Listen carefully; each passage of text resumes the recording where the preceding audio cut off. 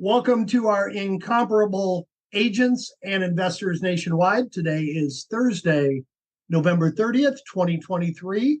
Missed y'all. I was not here the last couple of weeks. Hope y'all had a great Thanksgiving. This is All the Leads Mastermind podcast number 456. Bruce, I don't have anything, but I was going to make a special request of you. One of our team members, Gabby, and I have been doing a campaign to recruit kind of realtors, social media influencers. And I think there's a few of them on the call today, and they probably have no idea what we do or how we do it. So if you would kind of start with that. Oh, there's my phone. Sorry. If you would start with that, and those of you that are here every week, good time to go refill your coffee. If you just No, if you're here every week, you guys can listen for a second. So basically start with who's all the leads, what are we doing on this call? What kind of things we offer? Is that what you're asking for, Jim? Please. Good. Yes, sir. Good. Perfect. All right. So my name's Bruce. I'm a probate trainer and coach. We've got other coaches on this call as well. All the leads is a kind of starts as a lead and a data provider, a little bit more specifically in the probate niche. However, I want you guys to think of just life transitions. Probate seems to be the one that is most popular, and we spend about 95% of our time talking about life transitions through probate and inherited property. But there's pre-probate, there's divorce, there's other data sets that are coming soon, but all the leads is primarily based on the life transition model, providing agents and investors that data to be able to prospect and market to. Now, data is only data. If that was all ATL provided, then it would be valuable. But ATL, we go beyond that and to providing a lead management system, new CRM tool coming at some point soon. There's direct mail marketing that can be done for you. There's letter templates, postcard templates, brochure templates, door hangers, pretty much anything print related that you can think of, but very heavily specific toward the probate niche is what is heavily already built out for the subscribers that get probate leads. Websites, specifically credibility websites. So if you're marketing to people in the probate niche, the last thing you want to do is send them to a website that says, I help first-time home buyers. You want to send them to something that shows that you are an expert in the field. So there's credibility websites, social media marketing with a probate or life transitions angle around it. Coaching, we've got Ken on here, who's the ATL coach that handles free monthly coaching calls for the subscribers. I have a program called Probate Mastery that is a certification course and program that teaches, kind of goes deep into everything probate.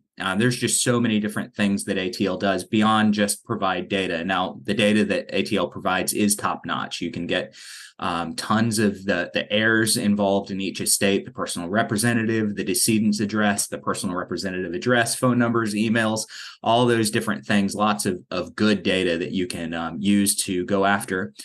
And then we teach you how not to be a jerk when you make your phone call. So how not to say, hey, sorry, your husband died. Let's sell that house, because that is not the way that you go about it. So we want to once you get your data and you have all your marketing and your system set up and on autopilot for you, we want to teach you how to be empathetic and come off as sincere and create some value around what you're offering. Okay, so that's all the leads in a nutshell. What? We changed our approach. I thought that was the right way. You call him up. Yeah. It's just Billy like Bob died with the story on his house.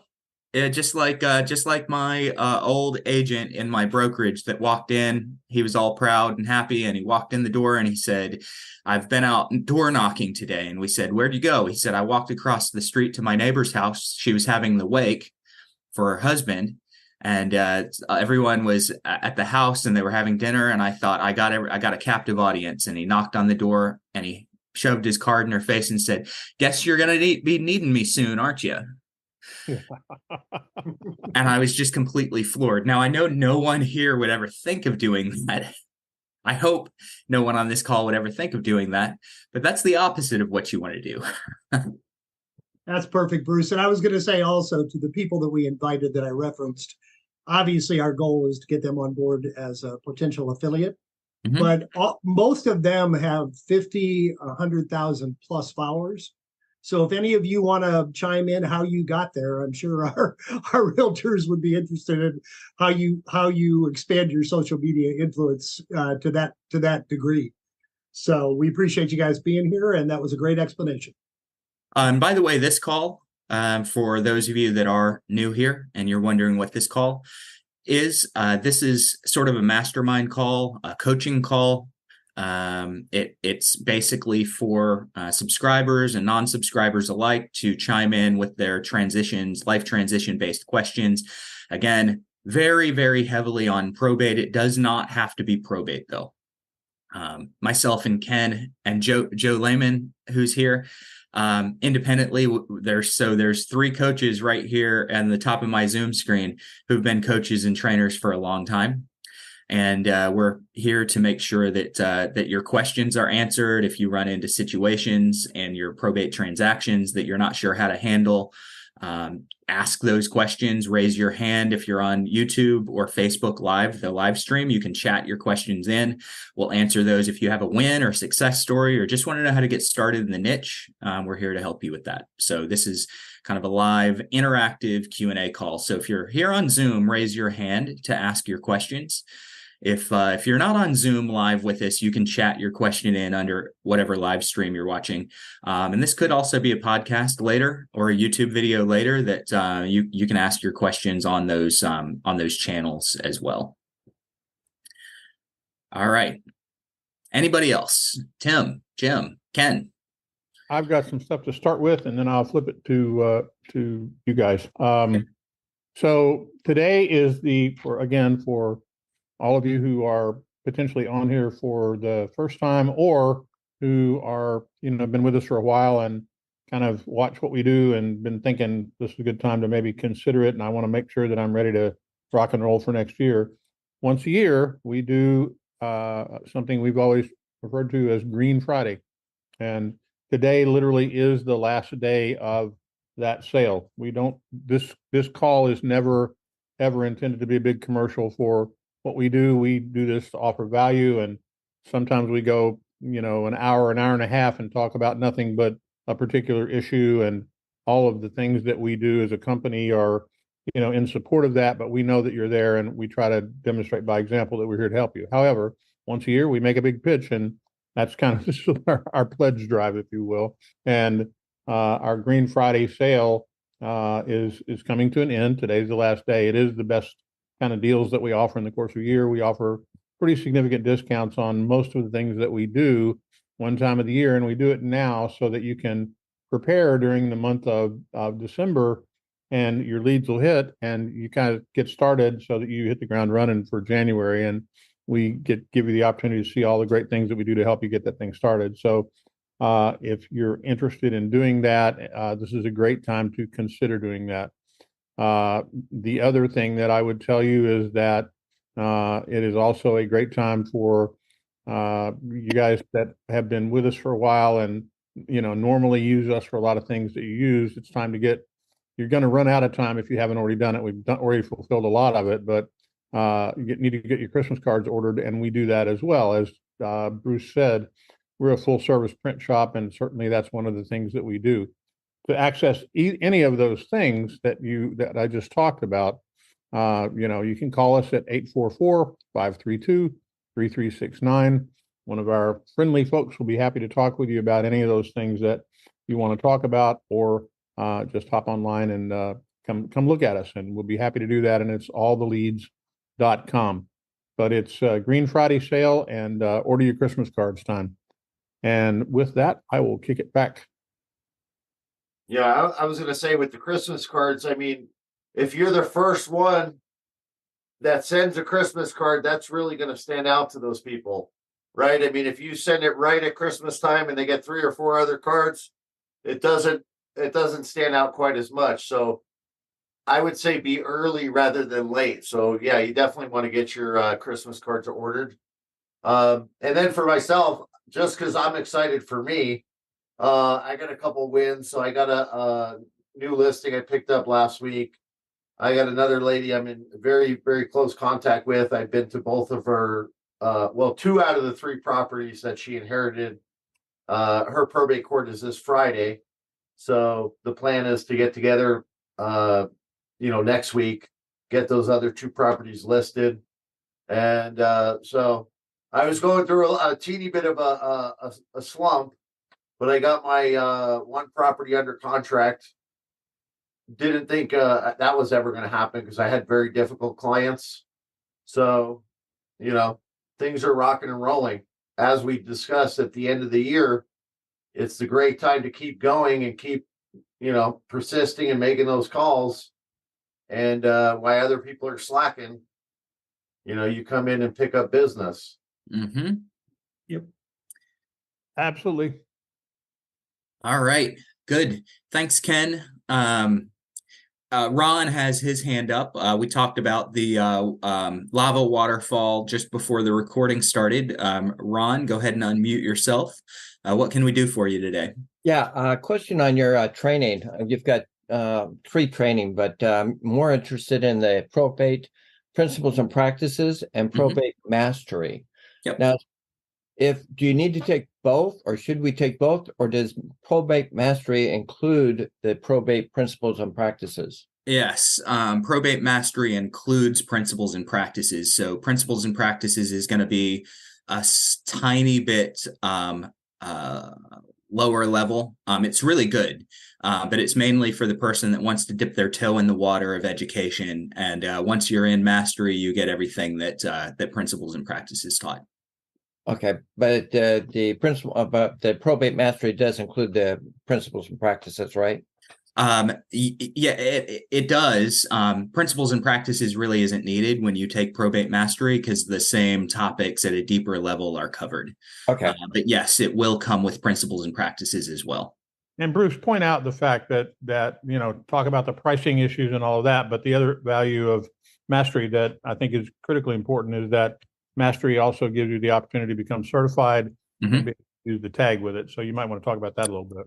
Yeah, so mastery, anyone that takes probate mastery, as a lot of people know, I acquired probate mastery a few months ago. It's currently the version that was taught and packaged by Chad Corbett. Absolutely amazing course and program, and it's on demand. You can take it at your own pace. It's filled with quizzes and templates and all kinds of really good things and extremely high level. One of the things that I'm working on actively, and I hope to have done soon, is a re-recording of mastery, broken out into beginner, intermediate, and advanced techniques when it comes to prospecting, beginner, intermediate, and advanced techniques when it comes to digital presence, mail, team building, attorney relationships, so much more. So it kind of takes you where you are. If you're a complete newbie at making a phone call, you're gonna be able to learn beginner, entry level scripts, dialogue, techniques, things like that. If you're advanced, you're going to be able to jump into the advanced portion of it as well. And so as of today, it's about 15 hours long. And at the end of it, you get your certified probate expert designation. Everyone always asks, and I'm going to go ahead and point to the elephant in the room. Everyone always asks, is that NAR recognized? No, it's not NAR sponsored or recognized. As a matter of fact, they wanted the program to be stripped down and become much shorter, and just would simply not be as valuable to you guys based on what they were looking for at the time that was discussed with them. So it's not recognized by them, but you can use it in your marketing. A lot of attorneys, a lot of industry experts do recognize the certified probate expert designation. Now, once I'm done with my recordings, it's probably going to be a 20+ hour course. And again, you guys are going to be able to take beginner, intermediate, or advanced level sections of each different topic that's taught in there so that you don't feel like you're drinking from a fire hose, which is the exact opposite of what I want you guys to feel like. If I've done my job properly as a trainer, you guys should leave training, leave today's call, leave Mastery, whatever it is that you're involved with, and go, if Bruce can do it, I can do it. I never want to be the person that you leave and go, wow, that guy is an expert. He's a phenomenal communicator, and I could never achieve that. I'd like you guys to be able to say, if that idiot can do this, so can I. Okay, and that's what we're working toward. Absolutely. I have a question then. Should we wait for your class to be done? Nope. I would take both. Anyone that has Mastery is going to get the new version. And I don't want to promise a deadline. I was really hoping that it would just be a few weeks, and that was a few weeks ago.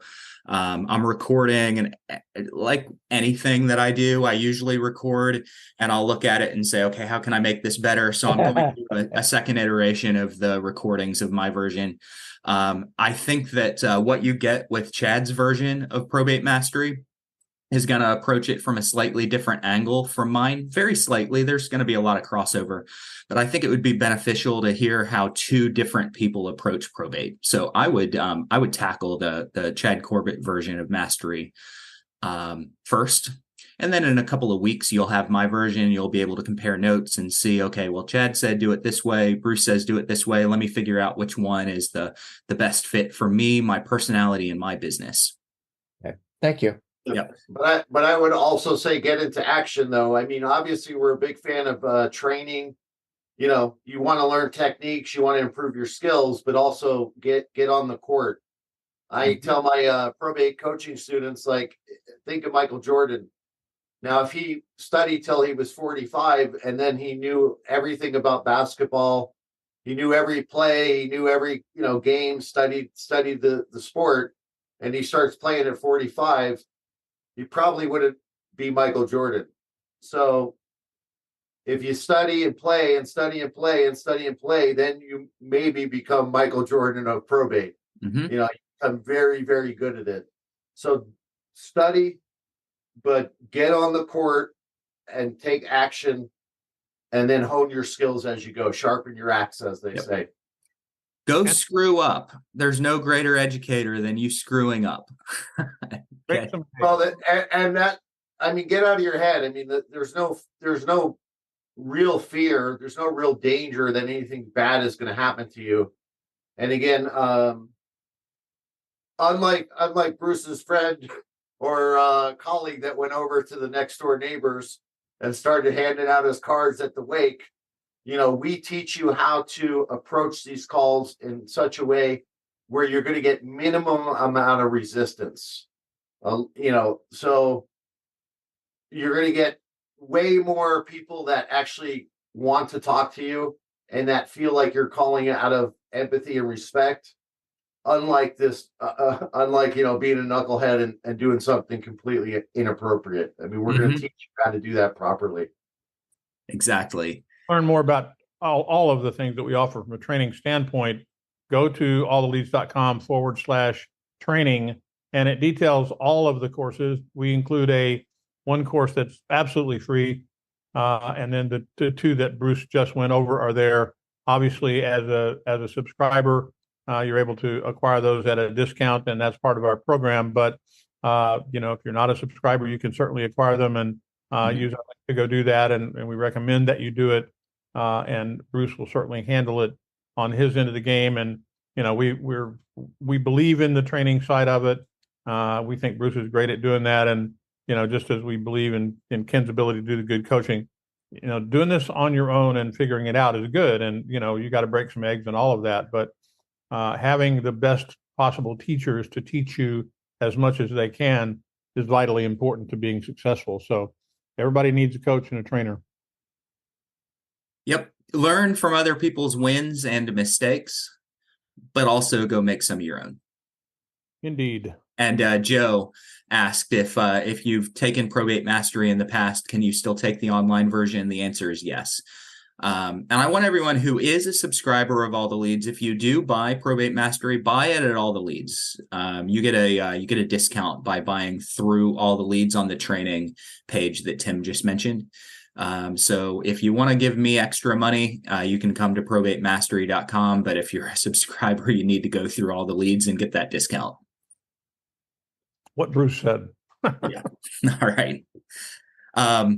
So speaking of training, while we're waiting on some other questions and things to come in, and again, please remember, if you're on Zoom right now, go to the bottom of your screen and click the reactions button. If you don't see the reactions button, click more.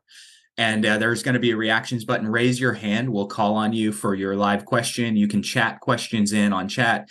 If you're on live stream, Facebook or YouTube, you can chat your question in under the video. We want to answer your questions. This call is full of me, Tim, Jim, and Ken rambling if you don't ask your questions or share your wins. And I like rambling, but I don't think you guys like me rambling that much. Now, while I'm waiting, we did just have a mastery role play call just before this Zoom. And one of the things that came up on that role play call was the topic of empathy. We try to throw out some realistic, random responses on our role plays. And I think the example that we used in role play a little bit ago was the prospect that had received the call said, "Hey, no, I don't need anything other than the fact that I'm just missing my wife." Okay. And that really, really threw a wrench into the call. And the caller was just like, how do I express empathy while still moving on into what I need to talk about? And I gave permission there and talked about how sometimes not knowing what to say is perfectly fine. Saying, "Oh my gosh, I really have no idea what to say. I'm so sorry." That's fine. And we also talked about how while it feels icky, role playing how to express empathy and handle when someone is devastated and has taken a loss, while it does feel icky to think that you need to role play that and practice it, it's needed. Because the last thing you want to do is come off to that person like you're just trying to move past that pain that they're having. You need to learn how to role play it. You need to learn how to respond. And if that requires some practice, do the practice. Learn how to express empathy and come across as sincere. So often we are ill-equipped to deal with people who have lost a loved one. And we need to equip ourselves to deal with someone who is grieving. Whether it's in your personal life, whether it's a close friend of yours, an acquaintance of yours, or someone that you've just cold called. You need to know how to express empathy and come across as sincere. Joe, go ahead. You've got your hand up. Unmute yourself. Expressing empathy is much easier if you really believe this is a mission, that it's a Christian mission that you're on to help people at a time when many of them are having a very rough experience in life.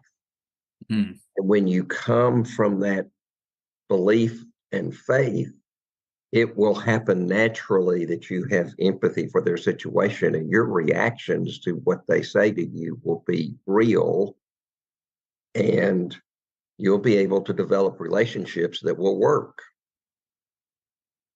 Yeah, absolutely. I mean, I think a lot of times people get scared when that real emotion, when the door opens up, and actually that's the opportunity, and sometimes it's a little much. And one of the coaching students said that a woman opened up and said, her husband committed suicide. And I'm like, wow, that's heavy.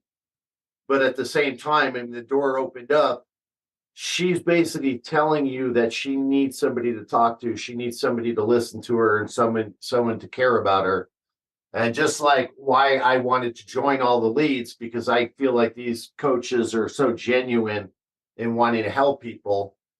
And every time I talk to a coaching student, I've talked to Bruce, I know like he really wants to help people. When you're there to help the people that are opening up to you, that is, it takes a little patience and a little, you have to really care, but that is the opportunity, because they are opening themselves up to you, trusting that you're going to be the right person to not only help them with the property needs, but also with the emotional struggles that they might be facing. But I would say, to a large extent, if you're not willing to deal with those type of situations, probate could be more challenging. I mean, there's certainly situations where somebody answers the phone and they go, that person wasn't that close to me, and the property's in a trust and we just want to liquidate it. There's still deals to be had that don't come with that emotional floodgate that could be open. But if somebody's able to compartmentalize you as just a salesperson, then they're easily going to replace you. But when you are both a great outlet to sell the property, but also somebody who's compassionate and is going to listen to them, then you've got a solid person that is going to be a client. Yep. So when that floodgate opens, be ready to, receive what they're saying and be there for them. It's I've personally dealt with a lot of agents and investors that come in, and we teach them to be an advocate and a service provider for the entire probate process. And they say, Bruce, I don't really care what that person is going through. I just want to buy the house, or I don't really care. I just want to list the house. And I can't control what someone's intentions and motives and lack of empathy really is. But I can tell you that if that's you, you're going to struggle. If that's not you, if you really care about people, you owe it to yourself and you owe it to them to practice and learn how to express empathy properly, because it's not something that comes naturally to a lot of people. It doesn't come naturally to me. I like to avoid pain and I like to avoid topics of pain. It doesn't mean that I don't care, and it doesn't mean that you don't care if you struggle with expressing empathy, but you owe it to yourself to go learn how to express empathy, even if it requires practice and the bad word of some acting. Please don't express empathy if you don't feel it, but learn how to properly express it. And there's a lot of learning here. By the way, we do have a ton of chatted in questions that I am going to get to. I want everyone to know that we see your questions coming in. I really appreciate it. Slight priority is going to be given to those that are on Zoom with their hands raised. So right now, that's going to be Matt Harris, whose hand, by the way, blends in really well with the background on his Zoom window. Matt, what's up? Hey there, Bruce. Appreciate the opportunity to ask you a question here. You mentioned the role playing. What can you tell us about that? How do we get involved in that? I don't recall seeing anything about the role playing. Yeah, role playing is a part of Probate Mastery, specifically the interactive version. So there's two versions of Probate Mastery. There's the certification program. It's just on demand. You take it at your own pace. It's pre-built video and written dialogues and different things like that. Interactive is for anyone that wants live interaction with me. Interactive is $59 a month. And you get a bi-weekly role play, you get a weekly workshop, and you get weekly office hours where you can access me for coaching questions and things like that. All right, and you can get that once you're into the Probate Mastery program. So if you're not in there, jump over and get it through ATL, and then you'll have an opportunity to get into interactive. All right, any other questions? You good? All right, let's go to Salim. Go ahead and unmute yourself. And then I'm going to answer. I've got a couple of other hands up. Then we're going to answer a few of the chatted questions. Great. All right, Bruce, Salim here. So my question is, I did take the Probate Mastery with Chad back in 2019. Okay. And, we, the market completely changed with COVID. So, now we're kind of re-entering that whole arena. And I wanted to know if I wanted to review the course. What is the possibility of doing that online? Is there a fee involved? What can I do to kind of repeat it? Yeah, not at all. You should still have a login at probatemastery.com, or email support@probatemastery.com. There's still a record of you taking it, and we can get you back in there if you don't have your login. Got it. Okay, so just go in and I can just start the online. Mhm. There's no set rule to when I can just log in and start it, basically. Yep, exactly. And if you can't find your login, then email support@probatemastery.com. All the leads, so support at all the leads or chatting all the leads, they can certainly direct you if you're having an issue. But if you're already a subscriber, then support@probatemastery.com is going to be a little easier to get a quick direct access. Got it. All right. Thank you. I love it. Thank you. Thanks. All right.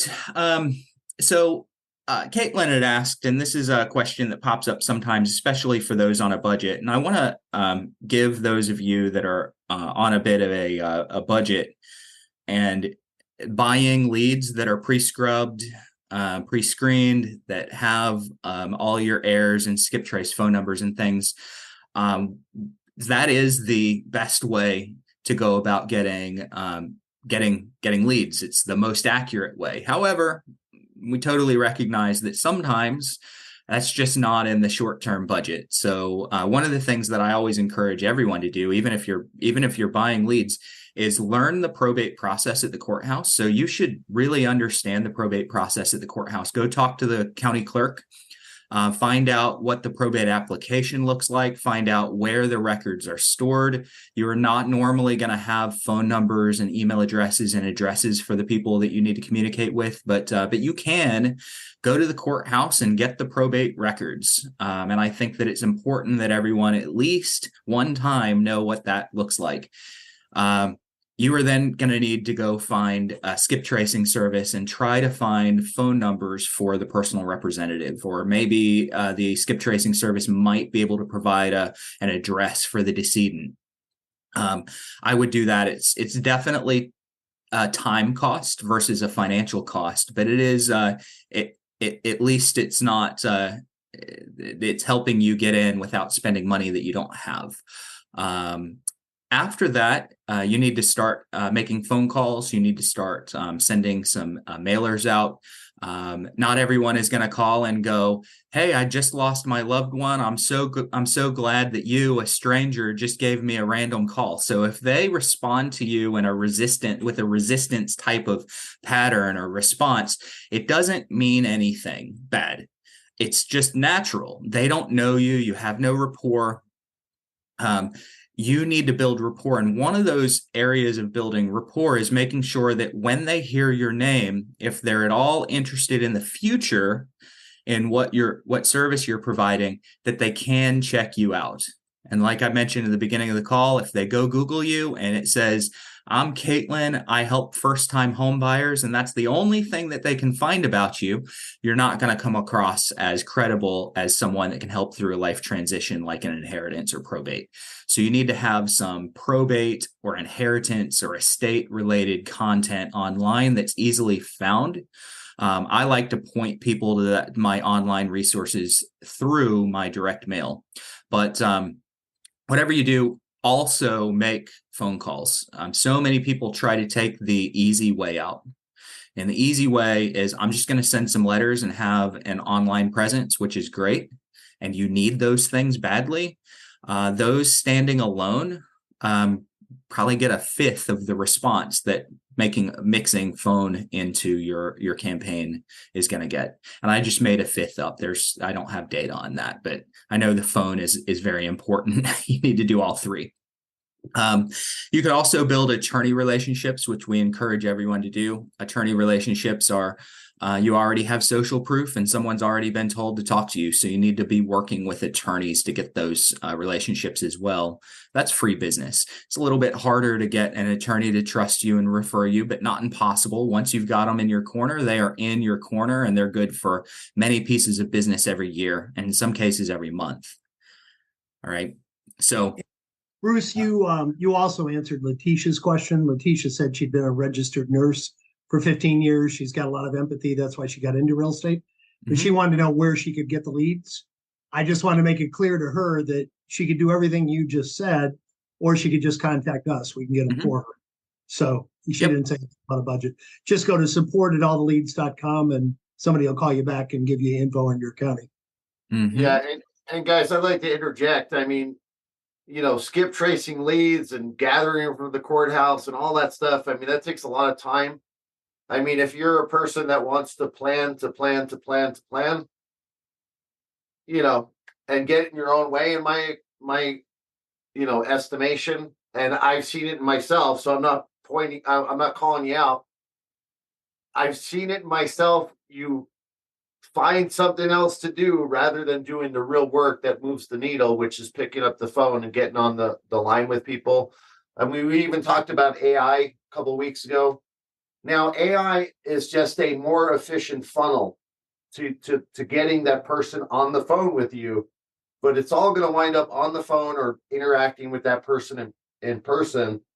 So if you're not a good communicator, if you're afraid to get on the phone, that is 100% what you need to do.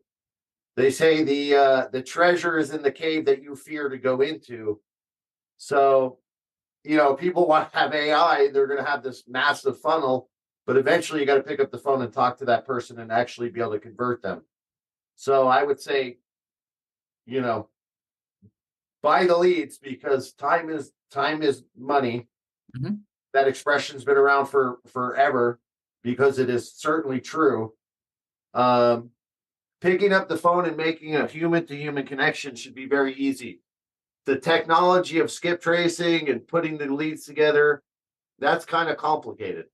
It can be done, and it can be done maybe at a less of a cost, but the most direct way to get a sale is to get on the phone, build that rapport, build a friend with the person, and then show them how you can solve their problems. Yep.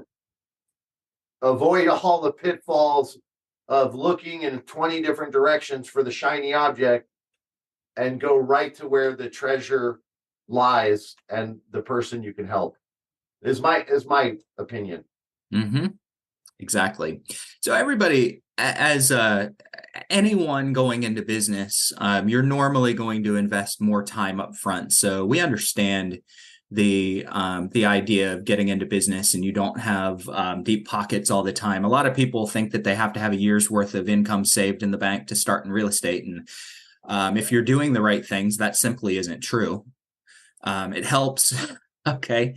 But if you're doing the right things, it isn't true. But as you're new, we understand there's things that you're going to invest more time in the beginning than money, but eventually you need to flip-flop that and start investing less time, leverage your time with money. And as long as you have your system down and you know how to close deals. Now, it's not good to spend money when you have no idea how to close a deal. So there's a balance there.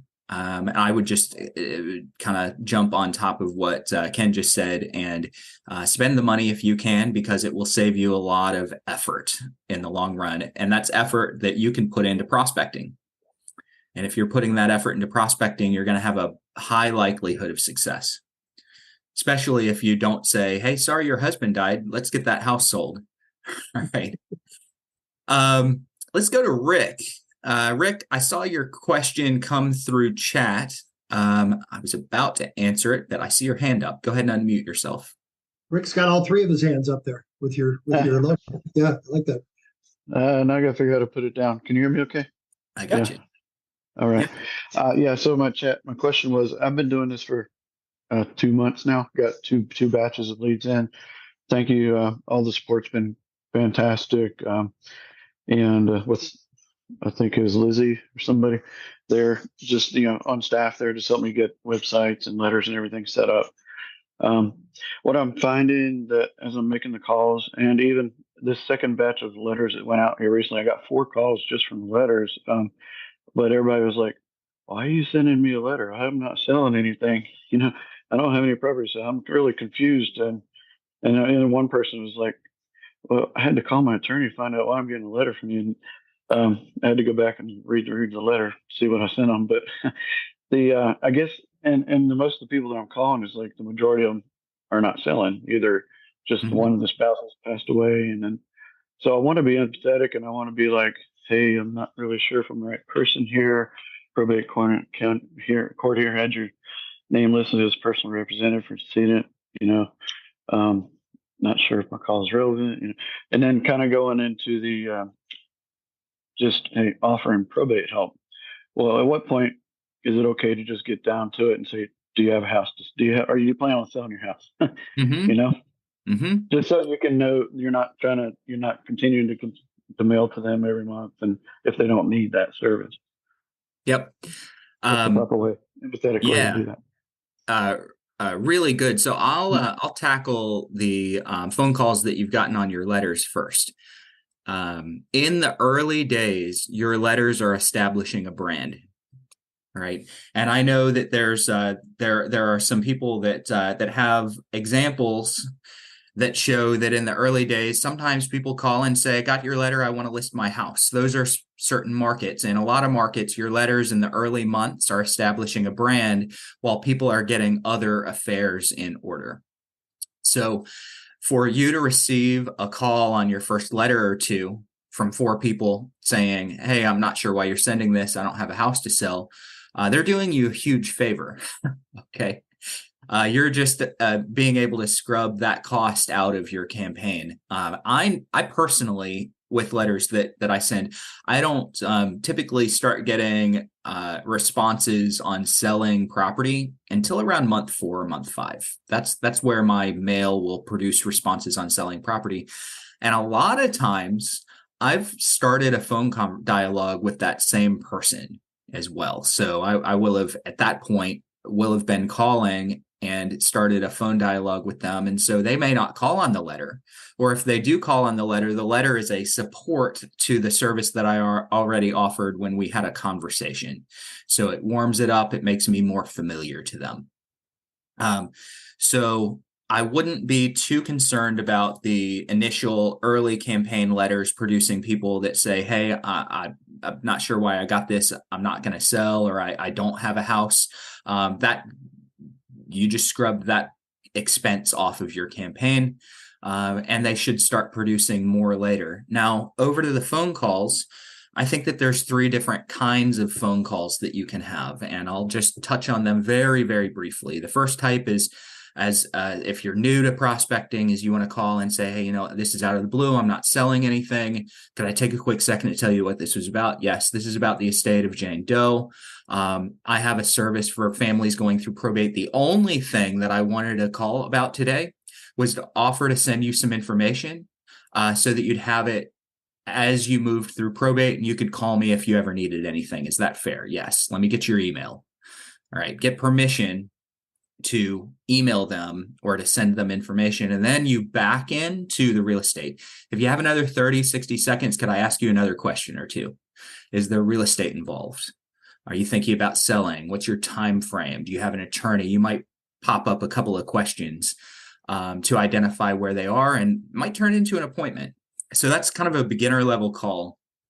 An intermediate level call is straight to the real estate, calling about the estate of 123 Main Street, or of Jane Doe.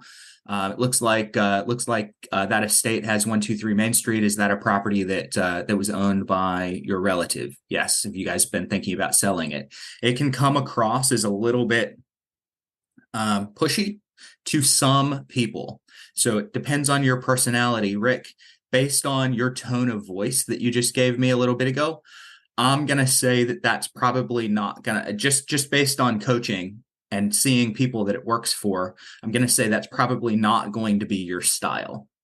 Some people are bold and not confrontational, bold and aggressive and assertive. Okay. And if that's you, that may be your style. Just go straight after the real estate. Ask them if they're selling the house, and then know how to respond to the 5 different responses they're going to give. We're not selling, no real estate. We already sold. Yes, we're selling. We don't know. All right. So you just have to remember how to respond to those 5 different reactions that they may give you. I prefer calling and offering a concierge service and guiding them through the call. It definitely takes a much higher level of conversational skill, but guiding them through the call with the right questions. And after they've turned down the services that I've offered, because they will turn it down. They do not know you. They're not rejecting you. They're not saying they're not going to sell. They just don't know you. So why would they not be resistant? They've got a lot of stuff to deal with. So validate their resistance, and then on the way off of the phone, pull a Columbo and say, hey, I know you probably aren't needing anything right now. I'll shoot you that information that I promised. Just before we jump off, could I ask, is there real estate involved in the estate? And if so, is that something the family is going to hold on to or think about selling?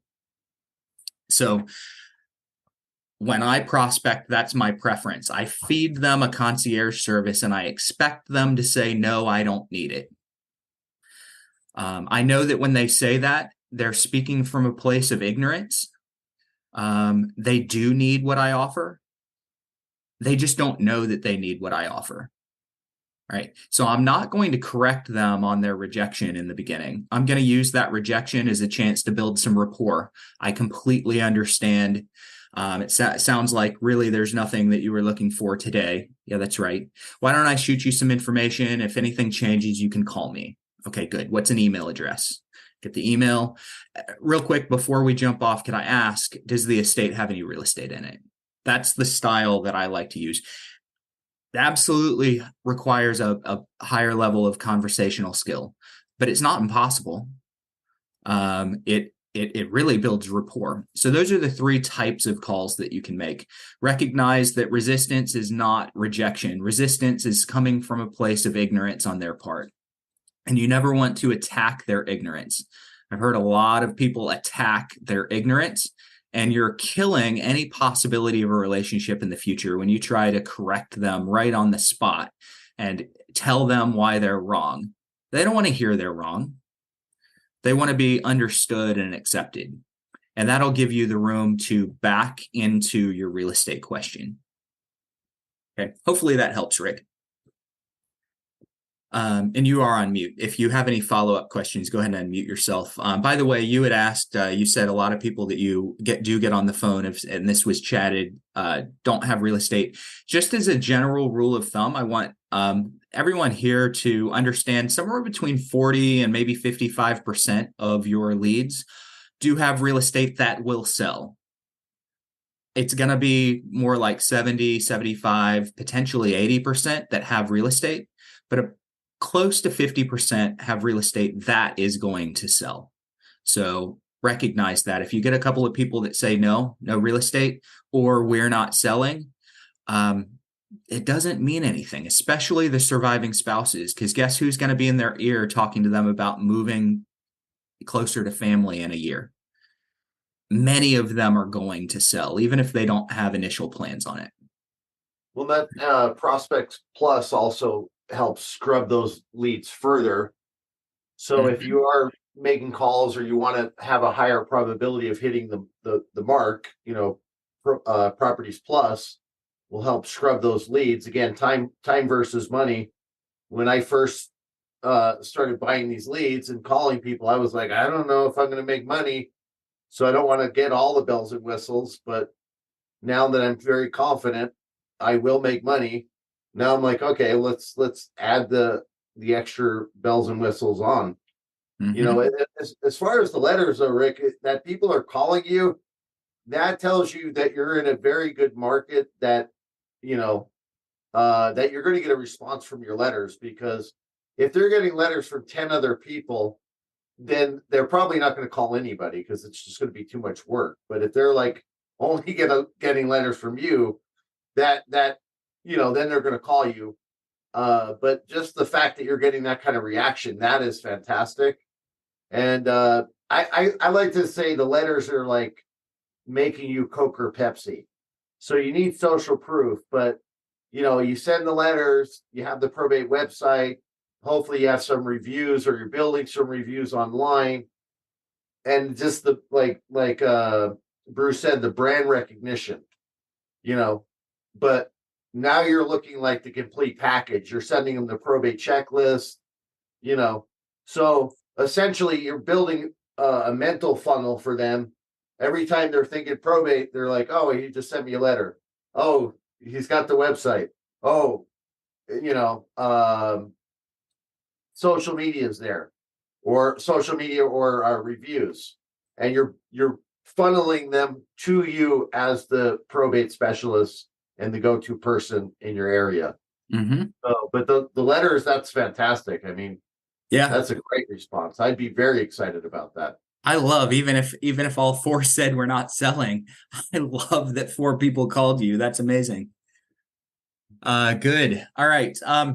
Crystal chatted in, and I've got a couple of other hands up. We're going to get to you guys in a second. So Crystal chatted in that you're not understanding the process of bringing a customer through the probate process. Recognize that that's the offer that you're making them, and you need to be able to help them and guide them through the process. Most people aren't going to call and say, hey, will you help me walk through this process? That happens extremely rarely, very rarely. So if you do get a call and someone says, hey, I don't need help with the whole process, but I need to value the art collection that my mom has or had, and you don't have an art collector or an art appraiser, guess who you can go find? You can go find a collector or an appraiser. If somebody calls and says, hey, I need help getting an attorney, and you don't have an attorney, guess who you can go find? So I want you to recognize that you don't have to be an expert at getting through the process. You just need to know how to connect dots and help someone find something. Because normally if they're asking for one of those services or they're asking for help, it's primarily because they have so much on their plate and they're a little bit overwhelmed and they're stuck in their grief. It's not that they couldn't find what they're needing. It's that they're just sort of stuck in their grief or stuck in the process, and you can go find what they are looking for.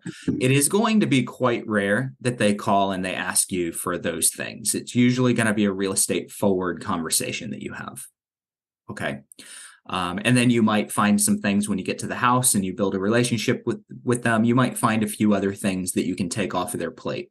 It's normally after the relationship and the face-to-face is had that they do accept that outside help from you. Crystal had also asked about examples of expressing empathy. So here's the biggie with empathy. Don't languish and linger on it forever. So a lot of people say, oh, I am so sorry to hear about your loss. And that's fine. If you sound sincere, that's fine. An example is I like to react the same way I would if I found out a casual friend's family had died. So the example I used on a role play a little bit ago is I called someone that I hadn't talked to for a couple of years, and they said, yeah, I don't know if you heard, but I actually just lost my wife. And I went, oh my gosh, I have no idea what to say. I'm so sorry.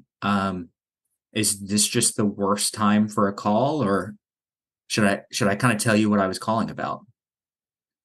All right.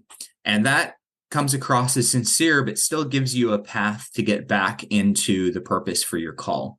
A lot of people aren't going to be responding to you that way, though. They're not going to go, oh, this is just the worst time ever. They're usually going to be in work mode and business mode, and so they're gonna ask, hey, what was this about? You're not going to have to spend a lot of time on empathy, but if you do need to spend a little time on empathy, sound sincere. It's okay to not have perfect responses. The less perfect it is, sometimes the better, the more sincere it sounds. If you go, I'm so sorry for your loss, let me tell you why I was calling, that doesn't sound sincere at all. So sound sincere, stumble a little bit if you need to, or if that's natural, stumble a little bit. It's totally fine. Yep. So let's go to Sean. Sean, go ahead and unmute yourself. All right, thank you very much. Can you guys hear me? Yes, sir.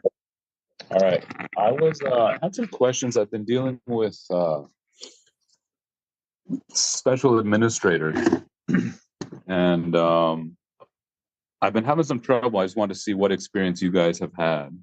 A lot of these cases that I'm dealing with, there are in pre-foreclosure, and there is no heir in the wills. Therefore, I'm dealing with the special administrators. In one specific case, special administrator, I'm looking to get a deal done. I'm paying off the lien that's there, but the special administrator has gotten me directly in touch with the lender.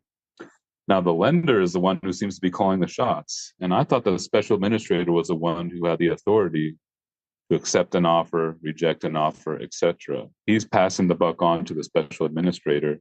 I'm sorry, to the lender, and the lender has some, I don't know, some demands that I didn't think that were very fair. I'm happy to go over them, but I think the general question is who has authority to make the decisions as far as accepting, countering, etc. in that situation. Is it upside down? No, it's not. There's equity in the property.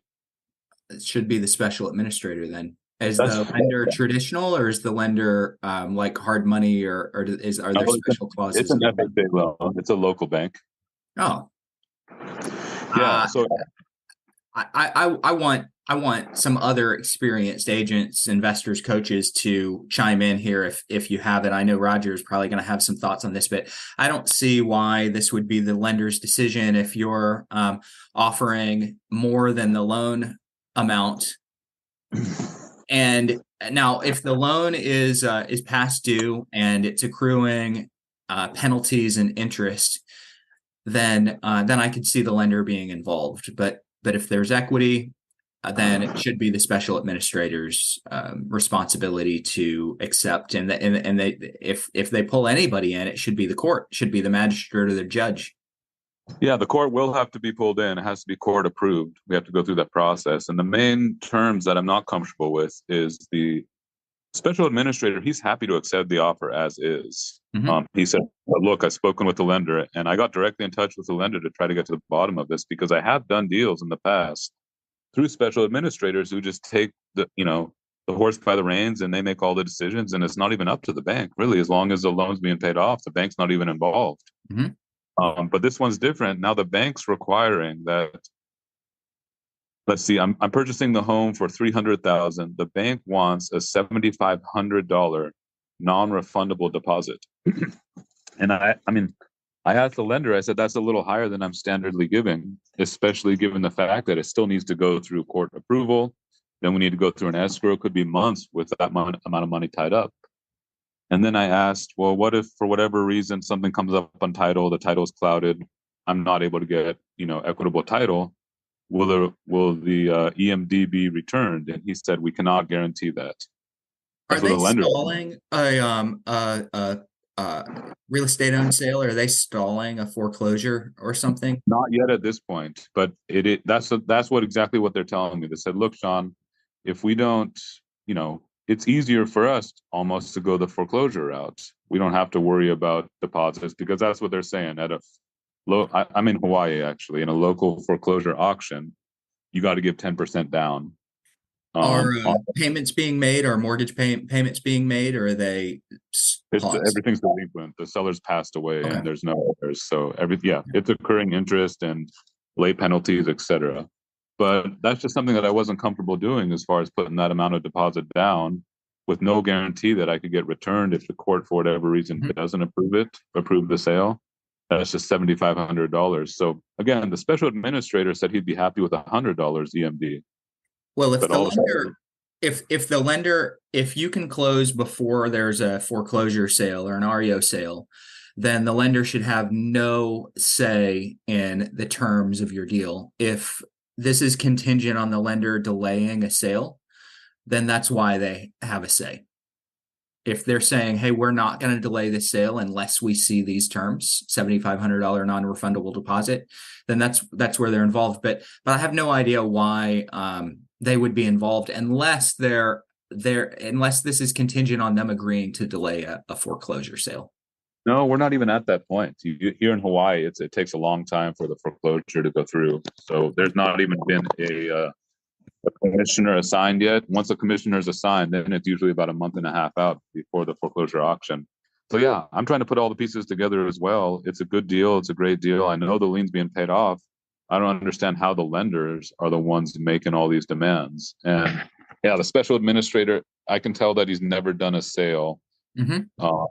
You know, a private sale. I mean, the only Yep. thing he's accustomed to is just seeing the property along to foreclosure. So he's never done this before either. But again, I've done probably 3 other deals where I've never even spoken with the lender. It's not up to the lender. The lender's not involved at all as long as he's being paid off. So I just kind of wanted to bounce that off you guys and see what, if any, feedback you had. I obviously don't want to piss the lenders off. I mean, they're Yeah. literally. And Sean, is it in Go ahead. probate? Is it in probate? Is there a probate Yeah. attorney? So is there a yeah. probate attorney, or is in addition to the special administrator, or is he handling that role? No, there's a separate probate attorney. I have not gotten in touch with him. Boy, that's what I would do and say, hey, what's going on here? This guy's overstepping. You know, he's really overstepping his role. Can you help me? That'd be my first call. Okay. That would be It my actually second. It Go ahead, might be the client leaning on the lender to get him the information. I mean, you know, you might want to tell the guy, like, you can make this decision without asking the lender. I mean, maybe it is just the fact that he's so unconfident because he's never had a sale before that he's looking for somebody to guide him, and he doesn't feel comfortable telling you, like, hey, I don't know what to do. I need someone to help me. So Let the probate attorney step in and assure him that everything's okay. No, I did tell him that. Because again, I've done deals like this before, and I said, look, as a special administrator, you have the authority to accept this offer. It's not up to the lender. He wasn't comfortable with that, number one. And then number two, when I speak with the lenders, I mean, they are really portraying that they're the ones who have the authority. Because originally I sent in the offer. The special administrator said, yes, it looks good. Let me send it to the lender. The lender is the one who got back via the special administrator saying that, oh, we're going to have to change this and this and this in the offer. I asked for a payoff statement because originally what I'm looking at, it looks like there's a lot less owed on the mortgage. But when they got back to me, they brought it up about $30,000. So I asked them for a payoff statement. I said, hey, can you show me how much is due on the loan? The lender wouldn't provide me with that. So it just seems a little fishy. I mean, it is a local bank, a small time bank. And, you know, I'm standardly dealing with the larger banks as far as the foreclosures.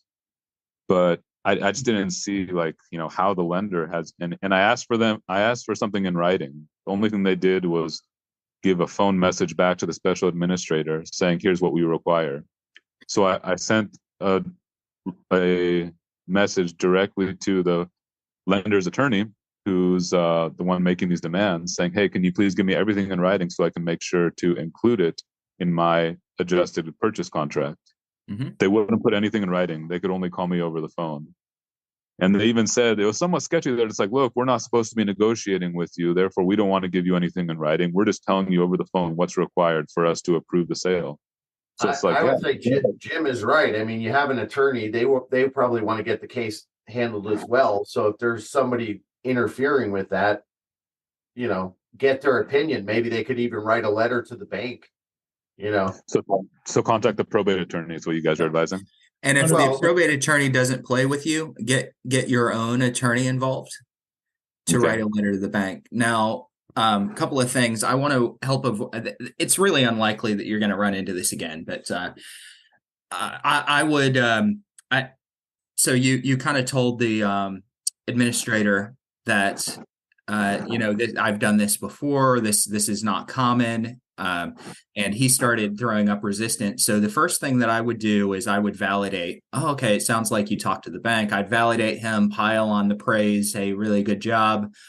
I'd try to get face to face. Hey, whether this works out or not, why don't we connect sometime? Let me take you out for a beer. Let me grab you a coffee. Let me grab you a lunch. Get to know him, and then when you've got a little bit of space, it could be on the same call, it could be a different meeting. Get a little bit of space. Now you start educating, because it sounds like an uneducated administrator.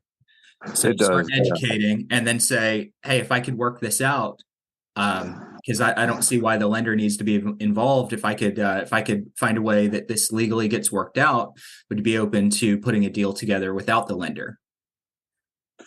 Yes. So I just want to, I mean, that's what I'm trying to confirm here, if that is even possible. I mean, obviously the only criteria of the lender is that they need to be paid off. But other than that, as far as you guys are telling me, they have no say in what the offer amount is, what the terms are, what the deposit is, etc. If And they're Sean, getting we're paid seeing, before a foreclosure sale, they shouldn't have any say, and they're getting paid their balance. this is a pretty Okay. smart crew here. Beside the coaches, I'm seeing a half a dozen comments from everybody saying, yeah, they're overstepping. They have no business doing that. So yeah, it doesn't make sense what the guy's doing. It really doesn't. All right. Well, that's good. Yeah, I'll try to follow that advice. One more Good. small little tangent here on this same case. What the special administrator is telling me is that he will have to put a motion into the court to change his position from a special administrator to the PR in order to accept the offer and get the sale done. Again, I've done other deals with the special administrator where that was not required, and not that I mind going through that process, but I know it's just another few week, time frame that I'm going to have to wait for that motion to go through court. Is that accurate? What he's saying? Possibly. A lot of it depends. Let me go to this really quickly. Are there minors involved in this in the estate? No, Administrator, because they're supposedly they've reached out to any heirs. There's no one on the will. It was intestate. No one's responded to them. Therefore, the attorney and the lenders. I'm sorry, this administrator and the lender's attorney are telling me that there's no one involved in the estate that will put up any fuss, and that they're clear to sell. Okay. Yep. Talk to the attorney. Get the attorney involved, and if he won't help, then get your own attorney involved. Okay. Yeah, he said he had to change his position to a PR in order to get this sale through. I'm just like, I mean, I didn't want to tell him how to do his job, but I've been through deals where that's the first I've ever heard in regards to that. Wendy just chatted in something good. By the way, Realtor at eXp Realty, I'm not sure who you are. You've got a lot of good comments. Wendy's had some really good comments. I just want to acknowledge you guys. Wendy said, ask him why he needs to change it to PR. So I'm going to recommend using the Socratic method with this, where you just sort of delicately find out why to everything. Oh yeah, that's interesting. Very curious. Instead of, I don't understand why. Be really curious. Oh yeah, that makes sense. Is there another way to do this, or why do we need to do that? And just really curious. And a lot of people that think that they know. This sounds like the Dunning-Kruger effect in full force, where the less someone knows, the more they think they know. And so I would just kind of, out of curiosity, question a few things and get him to go, yeah, I don't know. And if you can get a couple of things of, yeah, I don't know, you might be able to say, hey, look, do you mind if I look for an answer to that? Yeah. And now you've got influence, and now you start to become the coach for the administrator. Right, in a gentle way. No, I think it's a good idea to get in touch with the probate attorney as well, get his feedback on it, and then I can feed that info from the probate attorney over to the special administrator, even let him know that I got in touch with him in a gentle way, of course. Please, and let us know next week the outcome, please. All right, I will do, guys. Thank you very much for the answers. Thank you, sir. Thanks, John. Jump to Roger, and then we'll close. We're way over time, but that's okay. Good stuff, guys. Right. We hadn't lost too many people yet. Yeah. We will when Roger chimes in, everyone's going to drop. Go ahead, everybody hang up right away. Go ahead, Roger. I'll keep it short. I think you've got y'all. I think whoever's, if there's equity involved, where's the equity going to be? Otherwise, be satisfied as because you're representing yourself as the buyer, and that's what the bank doesn't want to talk to you, because you're not representing anybody except yourself. Mm-hmm. And so I think Bruce has given some really good ideas on how to schmooze the administrator, but if there's market value involved that's over and above the bank loan, then that needs to go to whoever the heirs are in that. And we've talked about who the heirs are and what's going to happen. So that I think that we've all got that. It's taken its course, and I think the language that Bruce has given you is really positive. The only thing I wanted to say to kind of cap things off is a lot of new people in here in the industry are looking at the desperately holding on or trying to get that first deal. Is please remember that your ROI on each one of these deals that you work for your clients is, and your commissions is where you get your ROI in being in the business.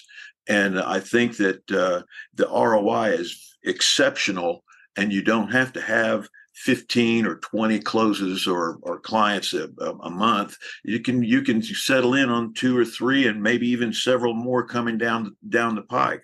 Look at the ROI and don't look at the number of transactions. The number of transactions can be minimal and have a great return on investment in what you're paying for and paying you for your time.